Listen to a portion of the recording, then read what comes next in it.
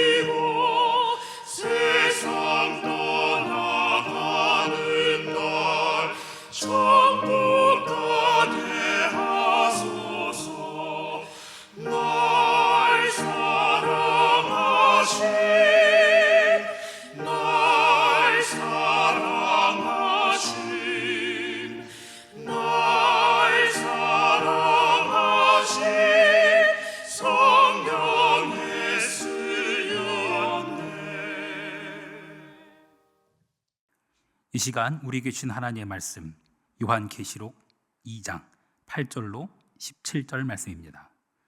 요한계시록 2장 8절로 17절 말씀. 서문학교회의 사자에게 편지하라. 처음이며 마지막이요 죽었다가 살아나신 이가 이르시되 내가 네 환난과 궁핍을 알거니와 실상은 내가 부요한 자니라.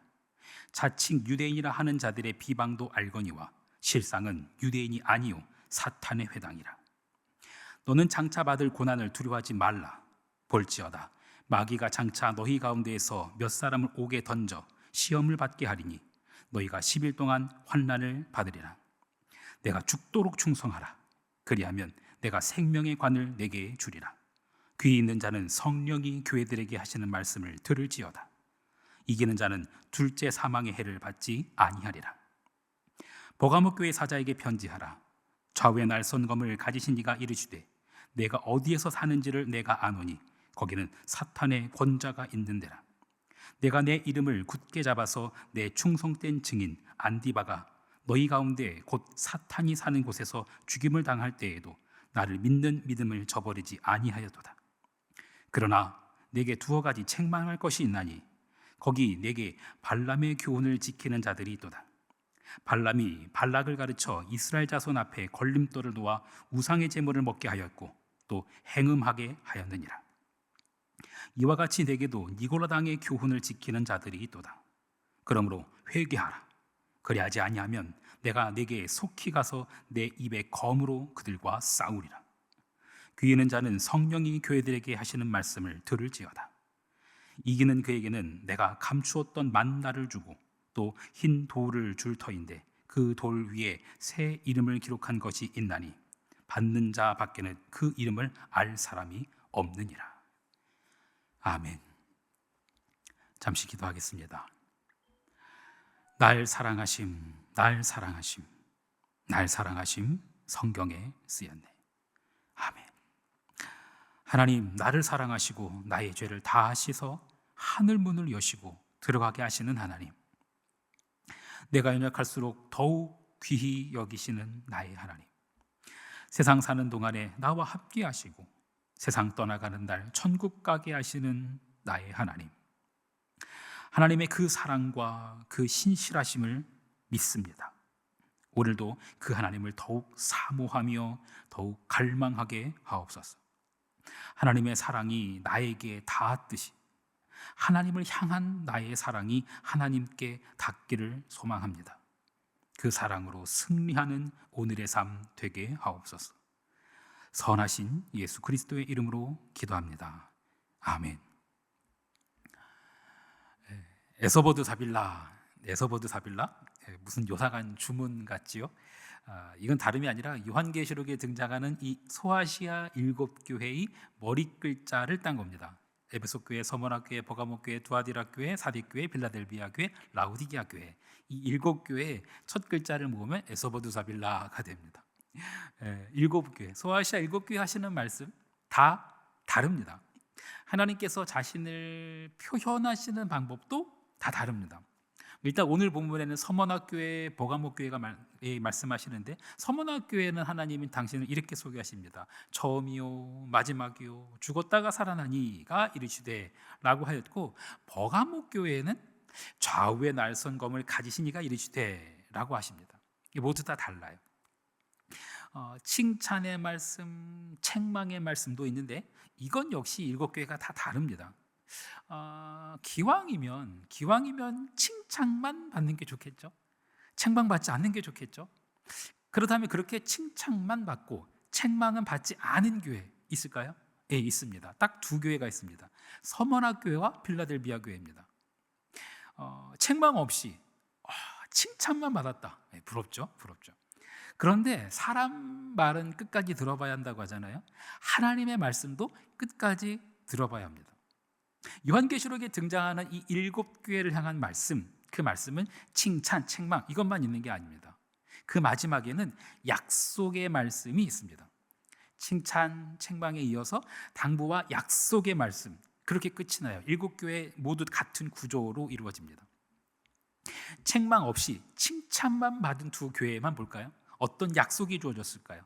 먼저 오늘 등장하는 서머나교회, 서머나교회는 이런 약속의 말씀이 갑니다. 둘째 사망의 해는 받지 아니하리라 라는 약속이 주어져요.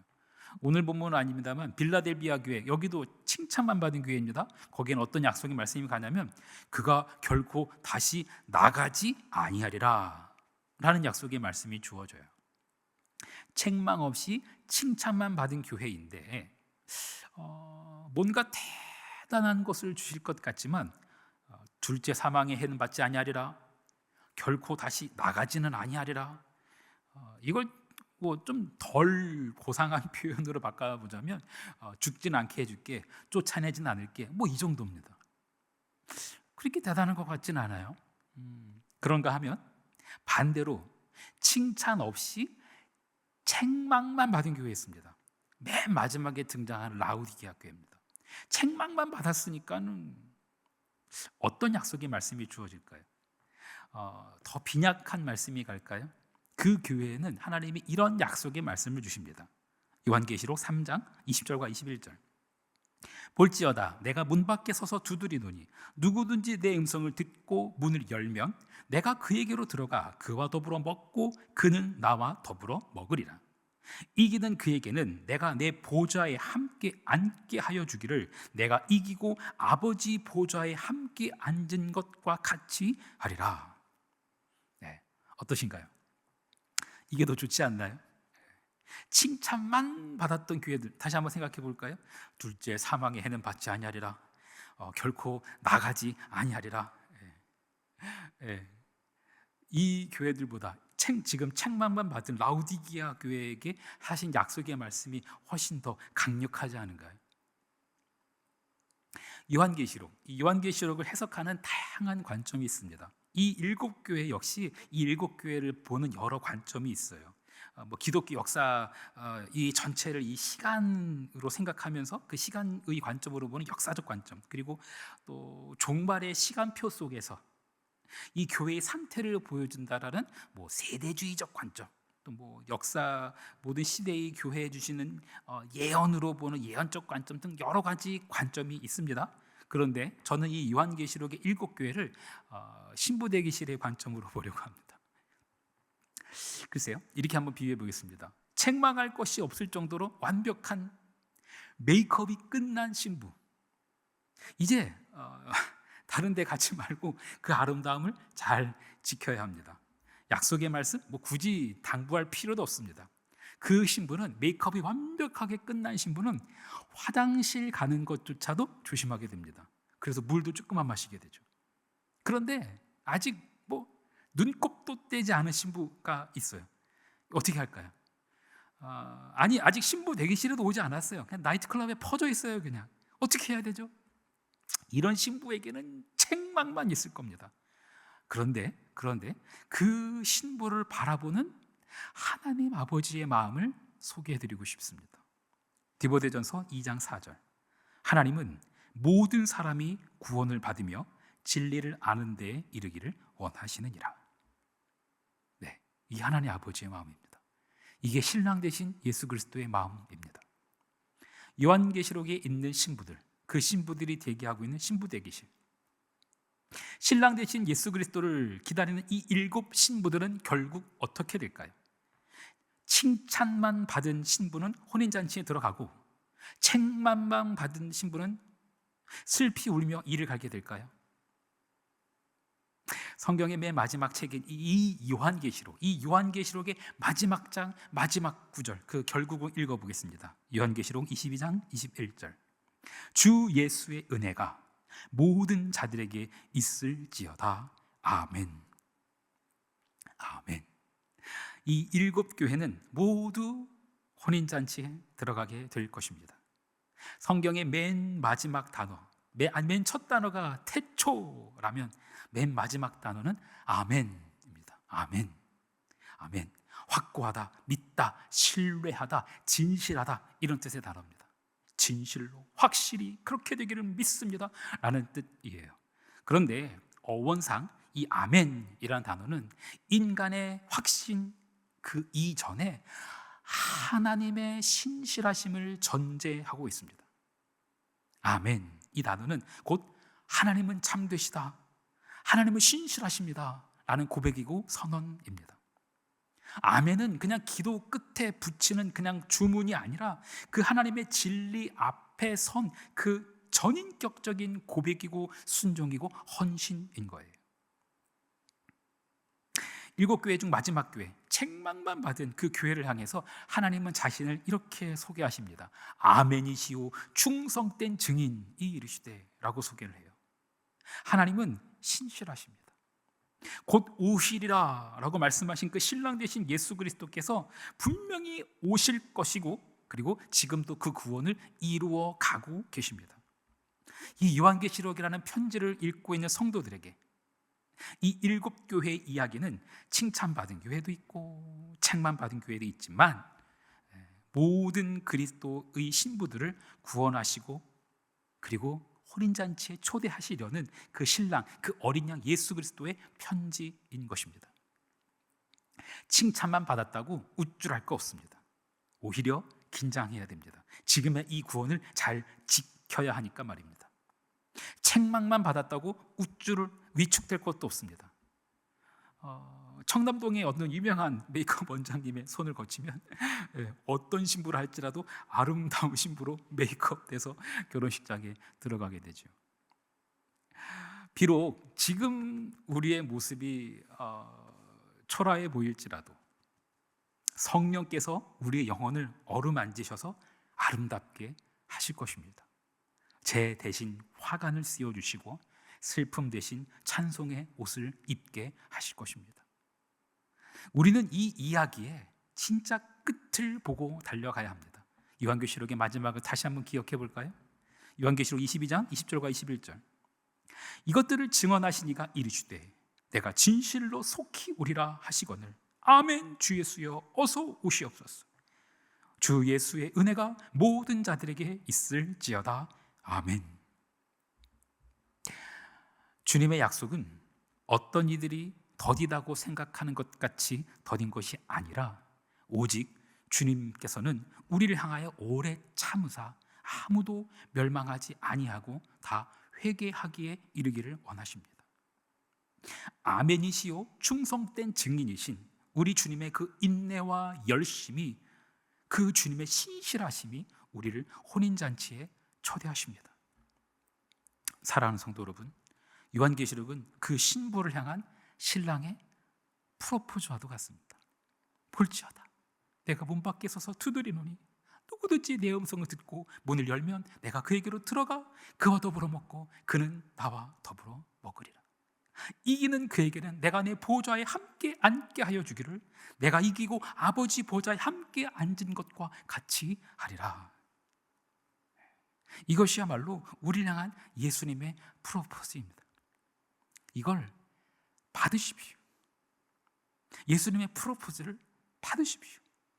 그리고 순결한 신부로서 혼인잔치에 참여하는 우리 모두가 되기를 간절히 축원합니다.